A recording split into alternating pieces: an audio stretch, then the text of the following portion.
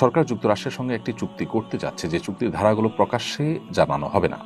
জানা যায় এতে সামরিক নিরাপত্তা সংক্রান্ত বিষয়ও যুক্ত আছে। এ ধরনের গোপনীয় চুক্তির বিষয়ে নাগরিক হিসেবে আমাদের প্রতিক্রিয়া কি হওয়া উচিত? খুবই গর্হিত একটি বিষয়। এনজিও বেসড এই সরকার এমন অনেক কাজ করছে যে কাজের সমালোচনা আমরা আসলে করতে বাধ্য। সাধারণত পলিটিক্যাল বিষয়গুলোতে আমরা কোনো মন্তব্য পারতপক্ষে করি না, কিন্তু সরকার এমন কিছু উদ্যোগ নিচ্ছে যে উদ্যোগগুলো আমাদের সাথে, অর্থাৎ দেশের মানুষের সাথে কোনো কোনো ক্ষেত্রে বিশ্বাসঘাতকতার সামিল।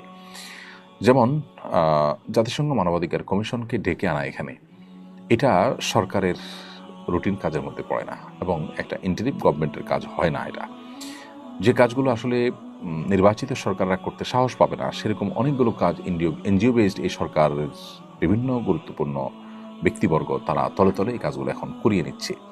যেহেতু তাদের জনগণের কাছে জবাবদিহিতা নেই, তারা জনগণের কাছে যেতে হবে না ভোটের জন্য, সো এই চান্সে তারা অনেকগুলো কাজ করে ফেলছে। এই কাজটি অর্থাৎ যুক্তরাষ্ট্রের সাথে এরকম কোনো গোপন চুক্তি করা, সেরকম একটি কাজ।